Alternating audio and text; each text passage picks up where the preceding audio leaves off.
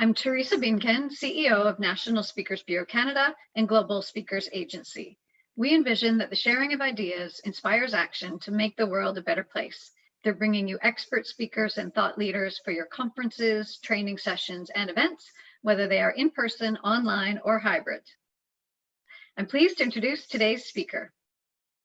Dr. Samantha Yammine is a neuroscientist and popular science communicator, better known as Science Sam. She's passionate about empowering people to explore science by making it more familiar, inclusive, and accessible. Throughout the COVID-19 pandemic, she's been sharing the science behind the headlines as Science Sam on Instagram and TikTok, garnering millions of views every month to better help people assess risk, spot misinformation, and have informed discussions with friends and family. She earned her PhD from the University of Toronto, studying how stem cells build and maintain the brain, and then went on to found Science Sam Media, a science-based digital production agency. She's hosted a live stream with an astronaut aboard the International Space Station, presented her research on the streets of Toronto's busiest intersection, and talked ringside with Muay Thai fighters about performance anxiety. She's been a guest science correspondent for a variety of shows on Netflix, TVO Kids, CBC Gem, and more, and she's published in Nature and Science. She's on the advisory board for the anti-misinformation organization Science Up First and the editorial board for the World Congress of Science and Factual Producers. And she's here today to help us understand how this current stage of the pandemic may impact our back to school and in-office life and ideas on how to manage through it all. Welcome, Sam. Thank you so much, Teresa, for that kind introduction. I am so honored to be here. I'm just going to share some slides, so get ready for slight discombobulation. All right, here we are. Thank you all for joining today. I'm thrilled to be here. I know that what I'm talking to you all about today may not be everybody's favorite topic. In fact, if you want to all give a collective sigh with me at having to hear the word COVID-19 again, let's do it. I know it's not our favorite thing. It feels like month 567 of the pandemic, but who's counting? I don't even know anymore. But that's in fact why I'm here today. We want to cut through some of the noise related to COVID-19 because there's so much. We want to focus on the facts. And I really want to empower you all to leave here today with the key things that you need to know going forward for the next few months, which may be tricky months, but with correct information in hand, hopefully we can make it all a little bit easier for us and help to keep ourselves, our families, our colleagues, and our communities safe by spreading factual information with empathy, as is really, really needed at this point right now, if we want this thing to end sooner, which, believe me, I do. In fact, I think there is no one who wants this to end more than I do. You may not believe me, but let me tell you a little bit about myself before we dive in. I, as Teresa mentioned, trained as a scientist at the University of Toronto. My PhD was at the intersection of genetics and cell biology and neuroscience. I got to ask some really exciting questions about the brain and how it develops, how you go from just one cell early on in development to trillions all over your body, 171 billion in your brain. It's fascinating. I fancied myself a bit of a molecular philosopher because I got to ask these why questions. How do we come to be? How do we go from these very simple, a simple fertilized egg to these complex and fascinating creatures that we are today? And that's what I got to focus on, the science of the why, these fundamental basic questions we have about ourselves, our brains, our humanity, our behavior. And I never pictured that I would be someone focused on the other end of the science scale, which is not just the fun why curiosity questions, but talking daily about the science of a deadly disease. That was something I never thought that I would be doing. In fact, I spent a lot of my time looking through a microscope, kind of like the one you saw me with in the previous picture, at these gorgeous cells of the brain. You know, I had my scientific questions were very light and the things that I got to focus on. These are all real cells in your brain, by the way, taken through various fancy microscopes. I actually took half of these pictures myself during my PhD. And I was focused on answering questions about how these cells come together to make our brain. Again, asking those why questions. I started, because I was so fascinated in that, I started sharing it online, and I became kind of a science Instagrammer, which wasn't really a thing when I started, because I wanted to share with people that same fascination I had about our biology. And I never thought I would be talking about things like vaccines, for example, because in fact, I'm actually very afraid of needles and it causes me a lot of stress to even think about it. And I told myself, I'm never going to talk about that. I don't enjoy that conversation. But when the pandemic hit early last year, when we first started hearing about it, I realized all of these skills I had accumulated as a scientist in the lab, reading scientific papers, being able to dissect what's true, what's not, how can we actually know the answer to something, how do we actually go about finding fact from fiction. Those were really important skills. I had the privilege of accruing through my PhD, and I really wanted to share them with people, make it more accessible. And when I saw so many people anxious, like I was, a very anxious person I am, about what was going on and this new thing that we didn't even have a name for back then, it became really important for me to use those skills I had acquired in the lab, but also online, sharing scientific information to make things a little bit easier for people. And so now I traded a microscope for my iPhone. And this is a lot of what I do these days, trying to distill the information, the science behind the headlines, make it really easy for other people to understand, but also to share. And so I'm going to share some highlights with you today. There is so much we could cover, but I want to let you know that I know this is can be a challenging and anxiety-provoking topic.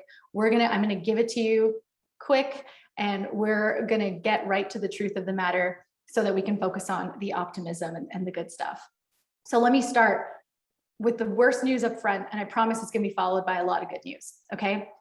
It is true. Number one, this is the first key takeaway I want you to take from me, is that Canada is now in its fourth wave. And that's true in basically every province, true in Ontario. But as a country as a whole, we are in the fourth wave. But this is different than other waves. Now, unlike before, unlike prior waves, we have the tools that we need to stay safe. In fact, we have the tools to end this pandemic. It's not over, especially when we look at the global context, but I promise you, mark my word, it will end, okay? It's not over right now. We can't forget about it. We're gonna have to still keep saying this dreaded C word, COVID-19, but it will end. Okay, let's look a little bit though about why this wave is different and what it's looking like right now. This is an epidemic curve. You've probably seen a bunch of these on the news, or maybe you try not to. This comes right from the Government of Canada website. You can see we've had 1, 2, 3, and now we're hitting this fourth wave or peak in terms of the number of cases anyway. And that's going to keep going up. Some of our best models are telling us this, that's going to keep going up just a little bit more. One, we're moving indoors as the fall happens. We have a lot more things reopening. Back to school is often in person. We'll talk a little bit about that. But also because of this new variant called Delta. And what we know about the original version of the virus, which we call SARS-CoV-2, on average, these are averages, one person would infect 2 to 3 people. Now with Delta, from one person, 6 to 7 people are now getting infected. So it's about 2 times more transmissible than the original version, and even more transmissible than Alpha, which dominated earlier this year. So this is kind of why we're seeing this wave. It has a pretty steep slope, and why we don't think we've reached the peak yet. The good news though, and actually just some numbers I looked up for you today, we currently have over 37,000 active cases across the country, 3,300 new today. In total, we've had over 1.5 million. And I don't want us to be desensitized to these numbers. I know we hear them on the news often, but yesterday, 43 deaths were reported. So I know that yes, we have tools, and I'm going to give you the good news, but this is still causing some trouble for our country. And especially in Canada, we have quite fragile healthcare systems. We reach capacity a lot quicker than some other places in the world. So you might see different numbers in the US, for example. We can't directly compare because their healthcare capacity is a little bit different than ours. Ours is pretty fragile. We are always kind of on that brink of reaching capacity, especially with flu season coming up. So I don't want us to be desensitized. These numbers are very real. But the good news, like I promised you, is that vaccines work. There has been so much noise about vaccines not working in the past month. Please let me set the record straight for you right now, okay? Vaccines work. In Ontario, if you are unvaccinated, you are 7 times more likely to test positive, 20 times more likely to be hospitalized, and 40 times more likely to be admitted to the ICU. That's based on Ontario data. If you want to look at all of Canada, these graphs are showing cases on the left, hospitalizations in the middle, deaths on the right. And what you can see is the gray bars, the proportion of people who are unvaccinated, represented in each of these metrics is way higher. So people unvaccinated are way more likely to be a case, be hospitalized, and unfortunately even pass away from COVID, which now is a relatively speaking preventable disease compared to those who just got vaccinated, so aren't yet protected, are partially vaccinated or fully vaccinated. There are a lot of really bad stats going around where people are just giving you the absolute numbers of people in the hospital with COVID based on their vaccination status. You can't look at numbers like that because there are way more vaccinated people in the population. So you need to be looking at the right type of percentage. This is the right type. This is right from the Health Canada website. You can also see this for most provinces are reporting this as well. So the summary here, and again, Ontario is reporting some of the most thorough data, so that's why I'm quoting it. But this is from today. Today's dashboard from the Ontario Science Table showed vaccines cutting the risk of testing positive by 85%, hospitalization by 96%, ICU admission by 98%.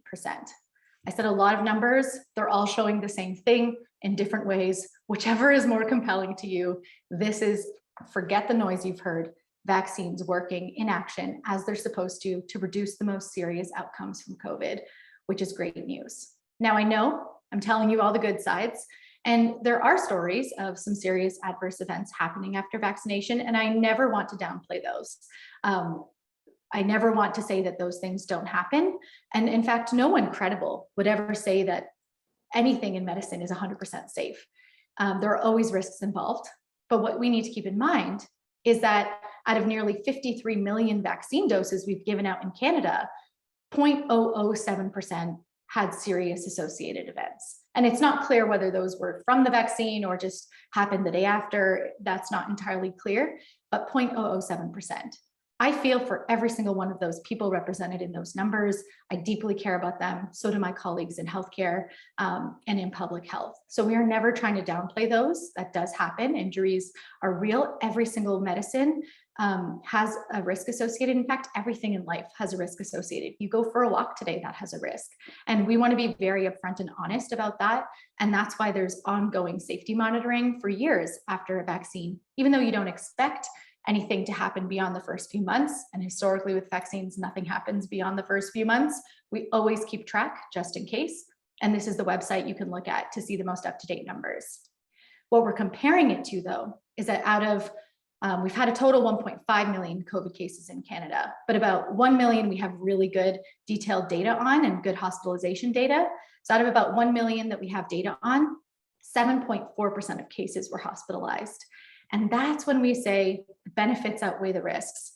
These are the numbers we're looking at.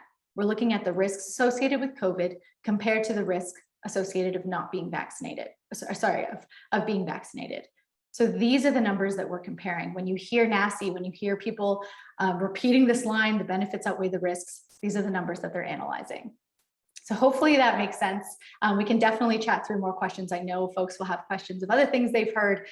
Let's save those for the Q&A period. There's lots to dig into there, but that's the big highlight takeaway. Now, fortunately in Canada, we have access to vaccines. And the second thing I want you to keep in mind is that we're really lucky. We have more than 73% of Canada's entire population, everyone fully vaccinated, which is great. But there are still millions of unvaccinated kids and adults who remain vulnerable, and billions around the world. I don't want us to forget that a pandemic by definition is global. So we have to remember we're not through this.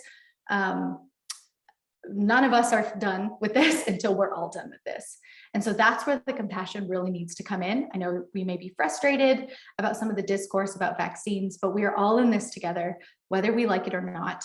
And so there are things that we all still need to do to protect those people who aren't yet vaccinated here and around the world. I have a little rhyme that I like to use. It goes, time, space, people, place, cover your face, vaccinate. And that kind of just helps me to keep track of all the different layers that we have, the tools that we have in our tool belt to mitigate risk. Of course, vaccination is a really great one and really great for us personally and for our community, but there are also other things that we can do where it's needed.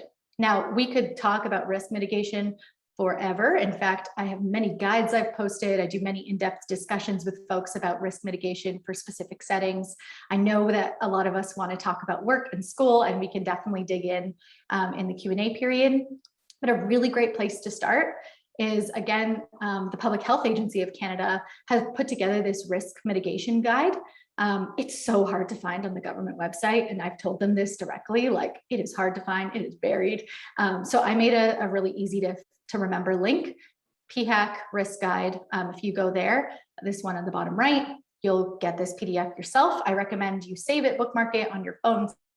This is going to show, this is right from the Government of Canada website, and it shows you if you're fully vaccinated, you're in this third column. If you're not fully vaccinated or you're partially vaccinated, you would be in this middle column. That would also apply to any unvaccinated kids in your family, etc. And these are different settings. So outdoors with a small group, you all can chill, you're pretty good, especially if it's just one small household, everyone's vaccinated, it's all good, have fun outside. I hope you've all been doing that all summer. As soon as you start adding people into the mix who maybe, or as soon as you move that group indoors, it becomes a little more risky for those unvaccinated, so they may consider putting on a mask.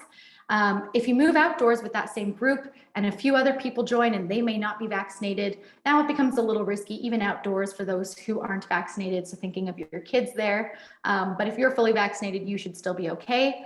And now this kind of applies to workplace settings and school settings where you're indoors with multiple people of mixed vaccination status.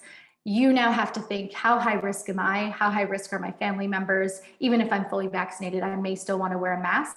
And for your unvaccinated kids, they would definitely want to still wear a mask in those indoor settings with people from different vaccination statuses. And even if that becomes now a really, really big group, the same thing applies. And that's what that last row is for. So again, I would encourage folks to really sit with this guide and look into it. But I think what this guide is showing us is that masks during in workplace settings and masks in schools definitely are a good idea when not everyone has or is fully vaccinated.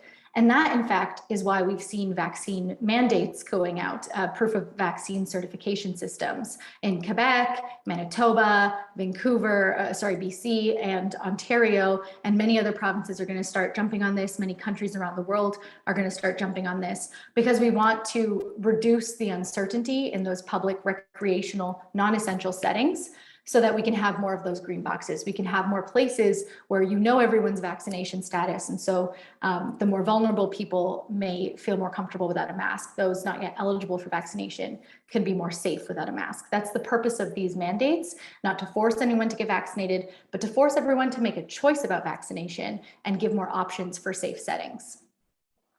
So we can talk about that in the Q&A as well, which we're going to get to in a moment. But I want to just say the last thing here, whatever all of this makes you feel is valid. Please take your time. Things are reopening, yes, but you may have anxiety about that. I know I certainly did.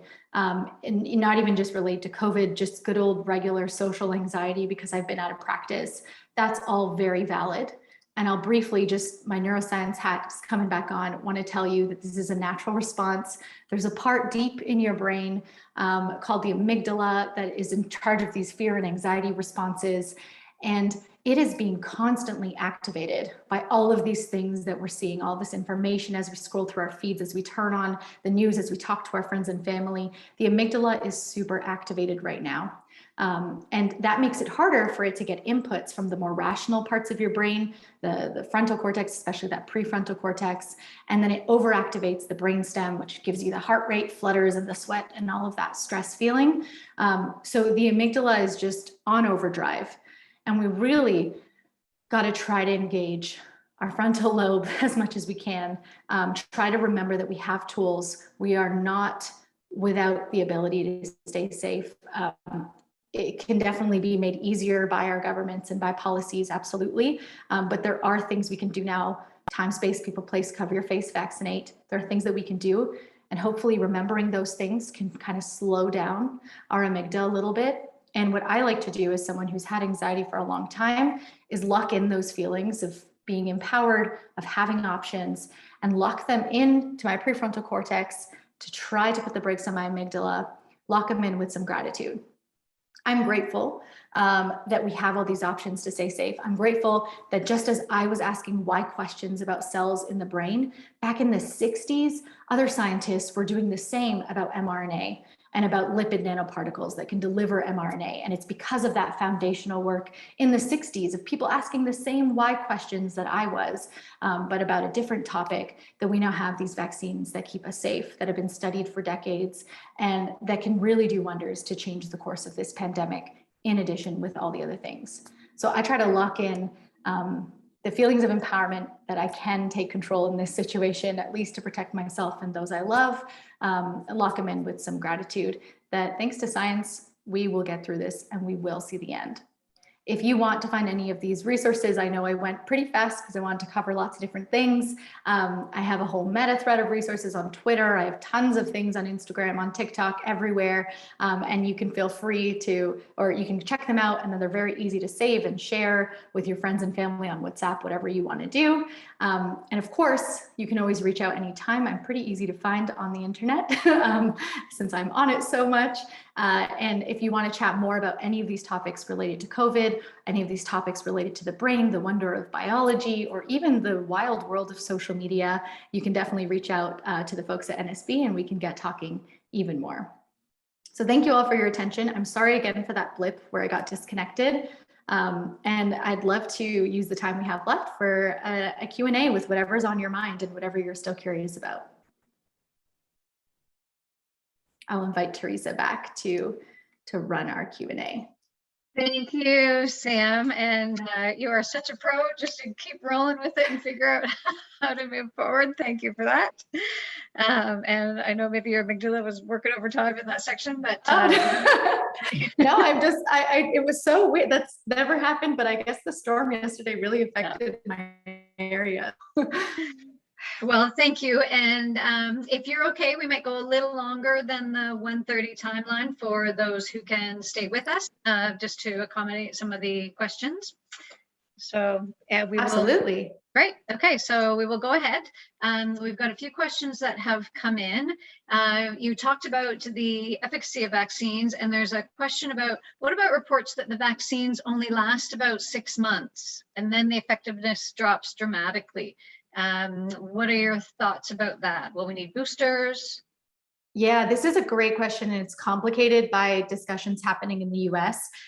What people can feel reassured about is that we've seen most experts agree that at this point, boosters don't seem entirely necessary for the average person. They would be a good idea for people with more compromised immune systems, and we're starting to roll that out across Canada.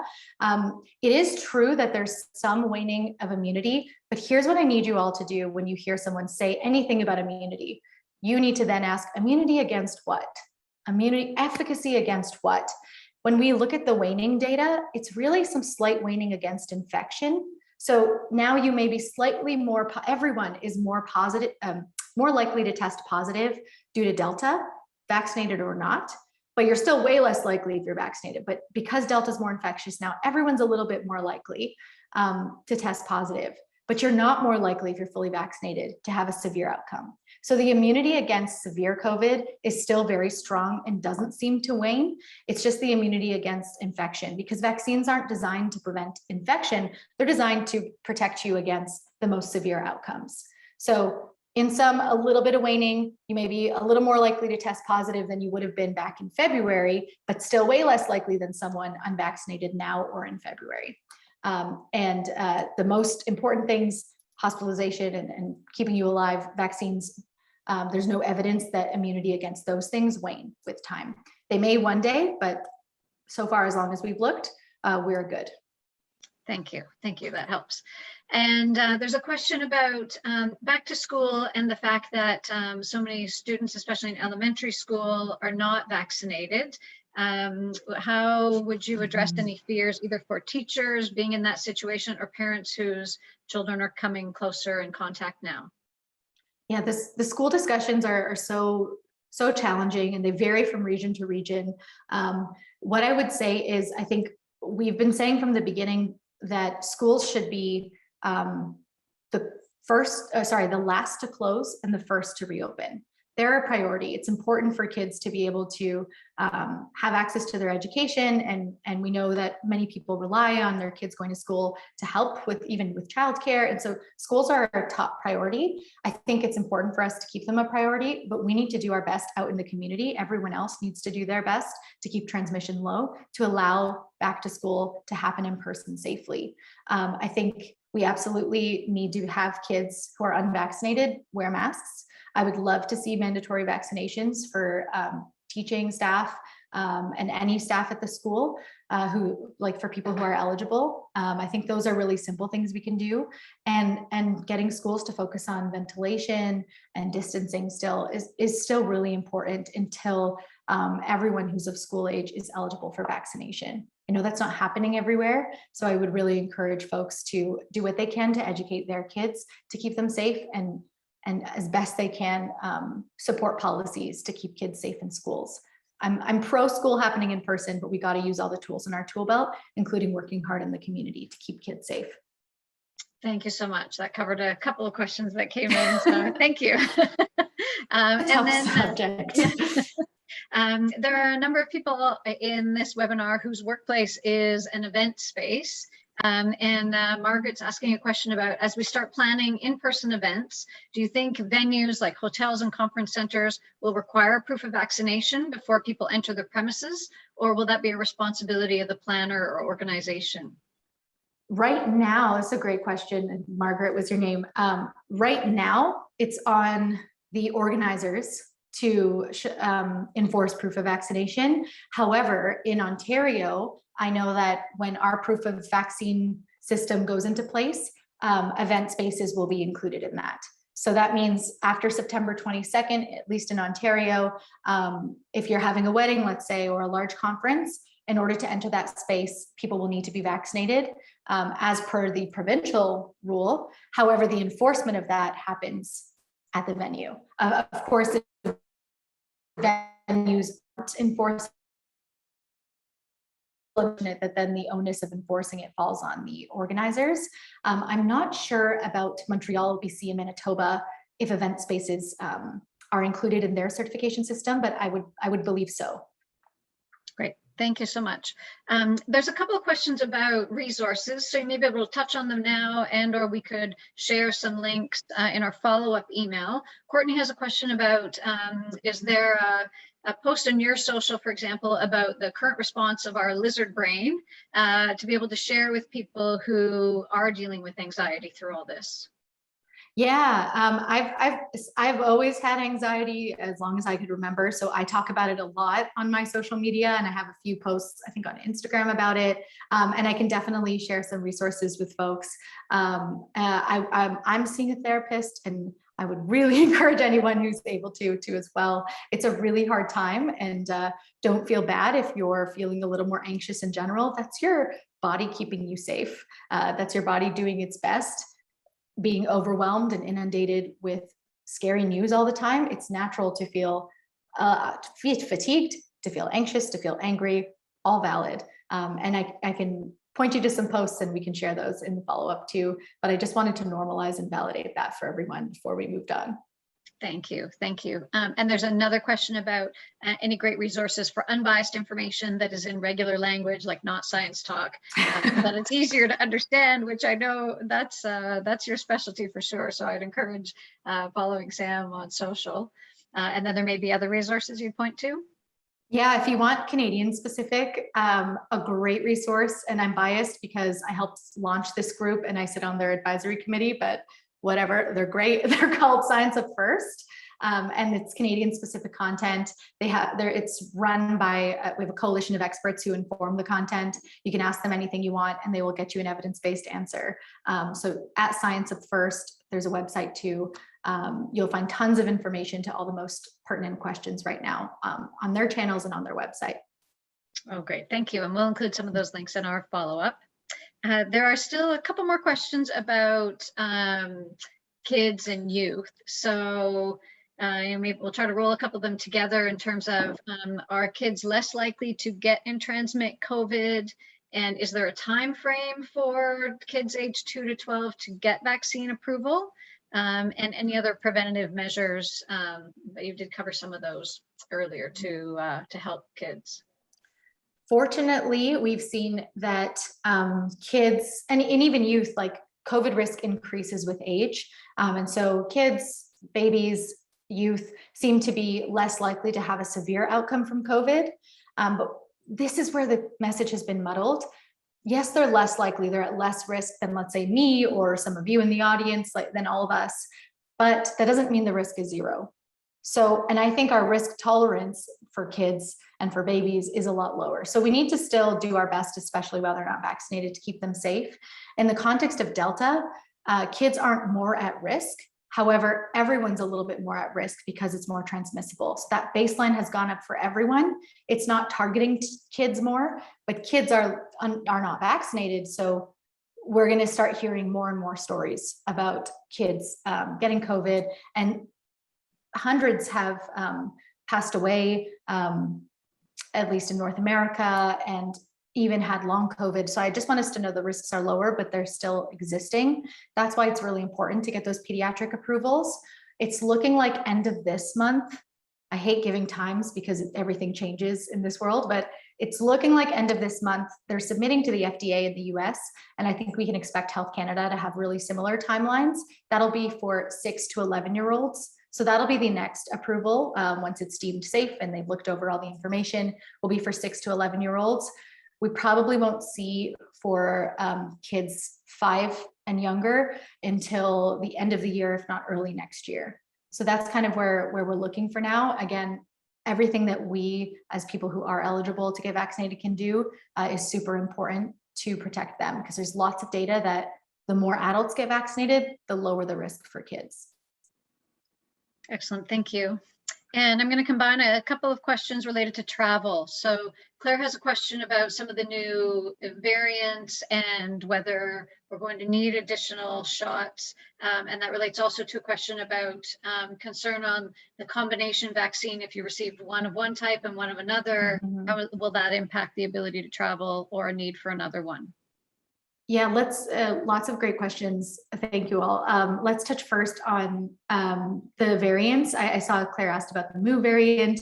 I will say right now, Delta is the dominant one. It's being the most transmissible means that it kind of outcompetes all the other ones.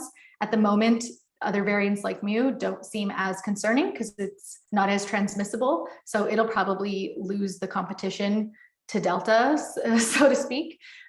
So we're still mainly focused on Delta as a variant of concern. Of course, the longer this spreads, the more variants come, but right now Delta is the main focus.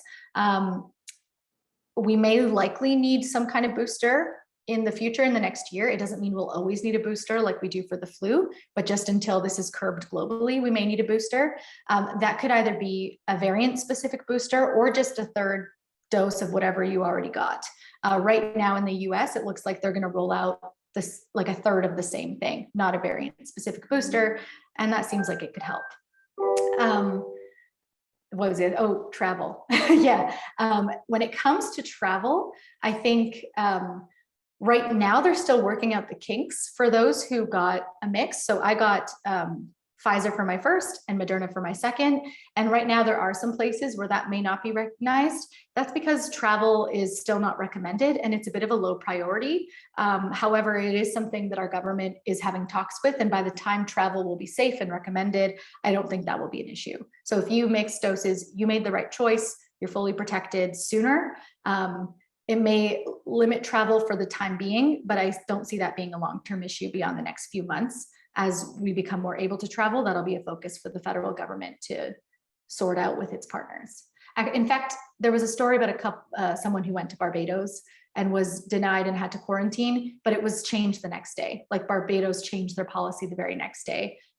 So things like that make this happen sooner. Excellent, thank you. And we've got one last category, which I'll combine again. There's a question by Patty about vaccine doubters who talk about the possible long-term effects of being vaccinated, and also a question about what advice or would you tell those who are vaccine hesitant still after seeing all that's been outlined? Yeah, it's tough. I want to say a few things here. If you are not vaccinated yet and you're watching, like, I'm never here to judge. We are here for you. Public health is about protecting the most vulnerable. And so, like, we care. These policies we're doing are for you. There are lots of reasons why you may be unsure, and please find credible people like the folks at Science Up First. Reach out to me. Let's connect you with information so we can see if there are some of your fears and concerns which are valid that we can address. I'm never here to convince people. I'm here to give them information to make their own decision.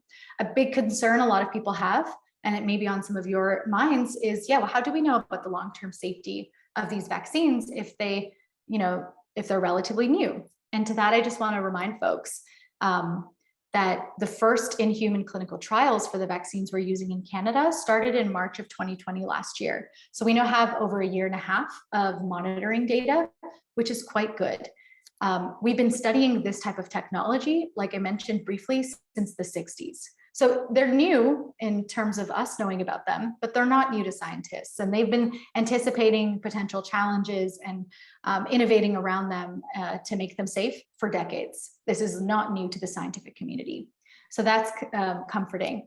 And the last thing about long-term safety is that vaccines, the actual product doesn't last in your body for more than a few days to weeks at most. So the actual vaccine product is gone within a few days, in very small amounts within a few weeks, then it's out of your body. Your body clears it. So that's why any rare but serious reactions tend to happen in those first few weeks, where you're having maybe a direct response to that vaccine product. Allergies happen within minutes, right away. Then your body clears it. Then in the next month or so, you're building your immunity. So there could be some reaction to building that immunity, kind of an indirect effect, but after that it stabilizes. And so there's no real reason why 2 years later you'd have any kind of reaction, much like if you ate, something, maybe a rotten tuna sandwich or something today, you wouldn't expect 2 years from now for it to really still be bothering you because your body's cleared it out, you've stabilized, it's all good. So same thing, vaccine reactions are rare, but when they happen, it's within the first minutes to days to weeks, and typically never beyond 2 to 3 months. And in Canada, any adverse reports we've seen have been within, I think, 94 days. And we've been monitoring now for, 7 months, 9 months now. So that's why we're not expecting any surprises way down the road. And in all the vaccines we have ever used, that's never happened. It's always really shortly after. So that's why we're so confident about long-term safety. We monitor anyways because we're thorough and diligent and data freaks, but there's nothing expected beyond that.